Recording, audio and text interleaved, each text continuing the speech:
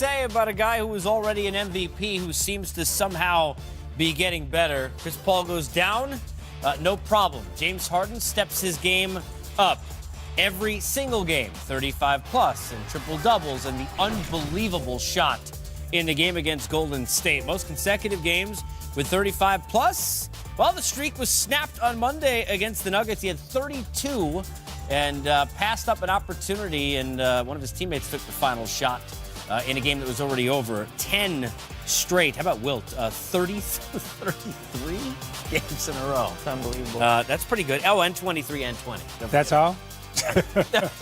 Unbelievable. Don't forget about that. Let's go to New Orleans. How about AD and the Pelicans against the Grizzlies? All right, Candace, here's a lot of Anthony Davis. Well, that's what he's been doing this year, and there haven't been many people that can stop him. How about a hook shot here? I mean, over Gasol, good defender, not going to matter. Zeke Davis had 19, 4 boards, 2 blocks in the quarter. You know, and when you look at his numbers and his ball handling, as we just saw right there. Yeah, sham god. Yeah, I mean, he was a point guard in high school, and then he grew all of 8, 9 inches. So I'm not surprised at his guard skills. I just want these numbers to turn into big wins, because every night he puts up big numbers, but the Pelicans are still kind of on the outside looking in when you look at the top teams in the West. Anthony Davis for a dunk. Anthony Davis for a dunk. Not done. Julius Randle for a dunk. This is a lot of transition basketball. Julian Okafor to Anthony Davis. Yeah, he's definitely doing his part. Inside. Joakim Noah is like, well, this is not as fun being back as I thought. Drew Holiday, 13.6 assists, 4 steals in the game, lead 10.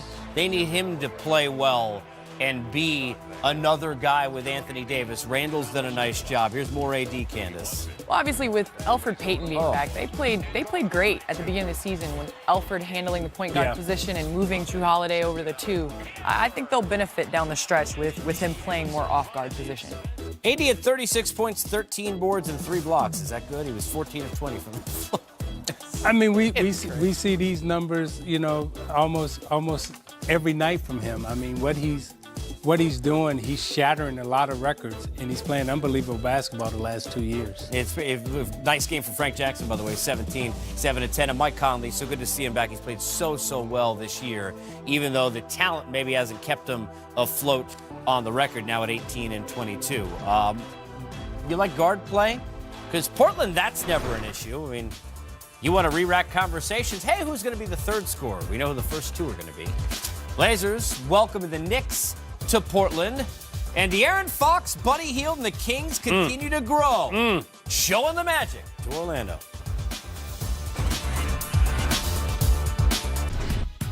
Houston Rockets and the Denver Nuggets are game of the night. Rockets win at 125-113. The stretch of 35 points. Each timeout for James Harden ends, settles for, and I say that jokingly, 32, 14, and 5 on a big night. But enough about that. Our next guest, we'll find out if he's entering the 3-point competition coming up in Charlotte. As we welcome in P.J. Tucker, who knocked down 7 of them in 11 tries. P.J., first of all, congrats on the W. For you, talk about how good it feels. You do so many things to help out the team, but to feel it like you did from deep tonight. Man, it was a blessing. It's crazy. Every night here is different. The way James is rolling, you just kind of fill in spots. Everybody just do their job, play their role. He gets it going. He gets our offense fueled. So, one night you might get 10, 11 shots. One night you might not get but 1 or 2. But it's just playing the same way every single game. PJ, you've had to adjust to that in terms of, sometimes you get 1 shot, sometimes you get 10 shots, and you've always focused on your defense. And you've always been a solid player. My question to you is, when all of you were down a couple of weeks ago, and you were there in 15 teams in the West, you were at 14, what did y'all do to rally around each other? What were the conversations that were had to get y'all back on track and to get everybody feeling this good and playing this well? Zig, it's interesting you say that because it's one of those things where we got a new team this year. Everybody always talk about last year. We got a whole new team this year. We got a lot of new guys. And, when we got down early, we just encouraged all the new guys to keep on pushing. At the end of the day, every time you look at games, everybody's beating everybody in the NBA early. Even though we were like 14th or whatever we were still like 5 or 6 games out of second and third. Like, it was crazy. So it was one of those things we just kept looking at it and just told everybody just kept chipping away. And really, honestly, all the injuries, all the things we've had going on all year, we've had guys from the D League. We've had a lot of stuff going on, but everybody just came in and do what we wanted. So it's just trying to stay focused all 82 games. It's a long season. As fans, we all watched James Harden obviously over this last month do incredible things. Can you talk to us about, as a teammate, to witness that firsthand and be a part of basically history? That's crazy. I'm not gonna lie. It's one of those things. Last year, he did some crazy stuff last year, but seeing him on that streak, that was amazing. Some of the shots, some of the plays he was making, he does a lot of that every night. But it was to the max. So it's one of those things where you, as a fan, you kind of, as a player, you're still a fan, and the way you get to watch your teammates and somebody you respect and you play with every day, just do something that he's doing. It's incredible. Now, PJ, you've had a chance to play with, arguably two of the greatest offensive players of this generation in terms of Kevin Durant when you were, in college, and also now with James Harden. What do those two guys do in practice that we don't see that you can share with us that has made them so effective? And are there similarities? That's tough. You know what? They two are probably the best offensive players I've ever played with and against ever seen, maybe. One thing I will say, I know JH, every single day, he is the last one to leave the gym. Like, he gets his routine in, no matter we on a back-to-back, no matter, if he's tired, if he's hurt, like, he gets his routine in. So those shots you see him make at the end of games and, behind the screens and splitting people and step backs, he practices that stuff every single day, and I'm in there with him, and it's amazing. And in the summertime, he's doing that same stuff all the time. So, for me, just being around him so much, to see him actually do it in games, I know he can make it, and I try to get him open as much as I can because I know he can do it. Just seeing him do it every single day, so it's pretty incredible. And KD's the same way. PJ, I got to ask you before we let you run, because you guys have so much talent on this team, obviously went as deep as you did last year, and it's still somehow, and it's hard to say underrated because I know he got paid to stay with the team, but Clint has a career high, 31 points tonight, and I always talk about the fact that I don't think people give enough credit to all the things he does to make everybody better. So for those who don't maybe understand the importance of Capella, can you give us a sense as a teammate of why it's so imperative that he's a part of this basketball team? It's funny. I always talk about it. Nobody talks about Clint. Like, Clint is he's the part of our team that nobody talks about, but it's probably the most important part. Everybody, obviously James does so much, Chris does so much, but we honestly got a big three because Clint Capella, every single night. The way he monsters the boards, the way he catches our lobs, he has great hands, the way he makes plays in the pocket when they double James. Just makes real good decisions. His energy, running the floor every night, he just brings another aspect that I don't think any other big in the league actually can do like he does every single night. On the way out, tougher to defend James in practice or to match up with his attire entering the arena every night? Definitely harder to guard him in practice. PJ, appreciate it, man. Thanks, bro. Hey, I want them shoes now. I'm for real, Hey, man. Zeke, I'm going to keep them shoes for you. Zeke, they're yours. I'll be there to do a game. I'm going to ask you for them. They're going to be in my locker. I'm going to be my 12-year-old self again. Hey, PJ, can I get them shoes? Done deal. All right, PJ, be good, man. That's PJ Thanks, Tucker. Thanks, this team has the one thing you got to be fair with. They're resilient.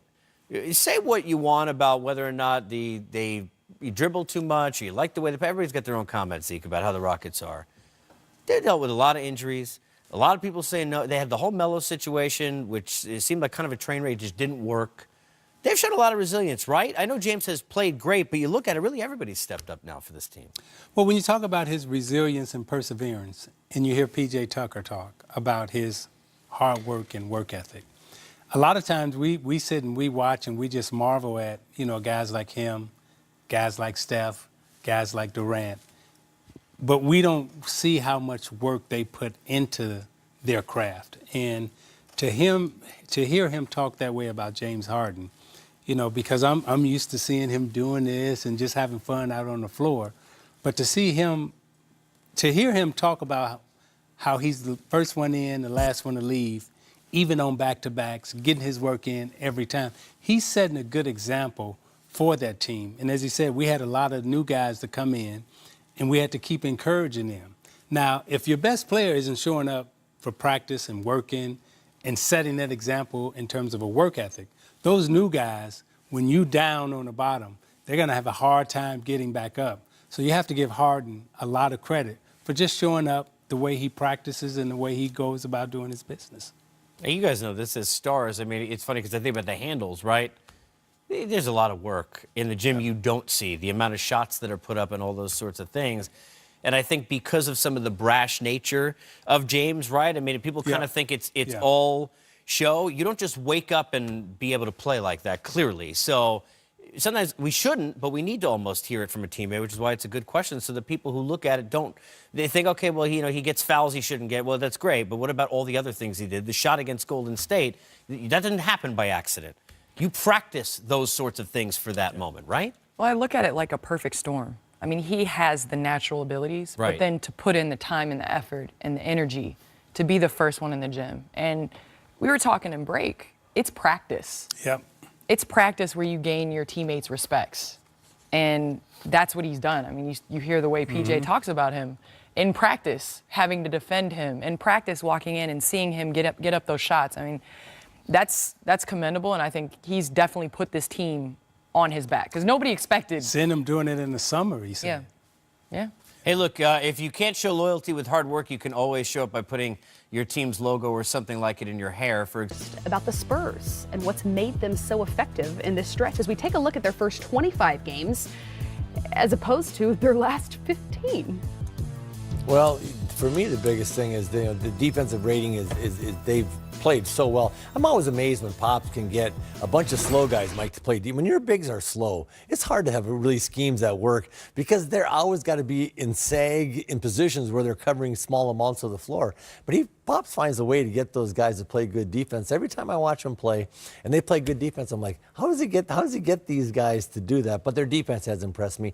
And then they're shooting 5 percentage points better offensively. And in a game where you shoot 100 shots a game, you're making 5 more. I mean, they are taking better shots and taking and making better shots as a team. And he figured out the defensive blend and the offensive blend. Pop's doing a tremendous job. Give him credit. It's been a juggling act for him the entire season because he had to decide, how do we want to play offensively now? We lose Danny Green, you lose Kawhi, you lose Slow-Mo, and you've lost some key pieces, okay, to their offense and to their defense, the experience part. He brings in some new guys. Wait a minute, I've got to figure out how do I best use DeMar DeRozan, and DeRozan has to figure out what's a San Antonio style of play. Pau Gasol has played 10 games so far this season. Rudy Gay has played 35. He's had some key injuries to guys, so he's been juggling and mixing and matching and trying to find the guy that can be a shot maker on a given night. It used to be Patty Mills that would come off the bench, and I'd look at the box score right away. I'd look to see what Patty Mills did. If he played well, they would win the game usually. Now they've got another guy, okay, who makes some shots coming off the bench, who Forbes was a knockdown shooter all of a sudden, taking Patty's spot on certain nights. Yeah, Bertans makes shots from the three-point line, doesn't come inside that too much. And the thing I like about him, we talked about this, Mike, earlier a little bit, is, he tells his good shooters to go ahead and shoot a lot of threes. He tells the other guys, hey, look, Pop said, we're going to ease up a little bit on just firing threes up there. Drive and kick, get in the paint and pass it out. You can take threes late in the clock, but don't take them early. Let's not settle. Let's just keep attacking. And I think every time the ball gets in the paint, it puts so much pressure on the defense, Mike, that you get fouls driving the paint, but those kick-out shots, when you get in the paint and you throw it out, everybody shoots those better. There's more rhythm on that shot.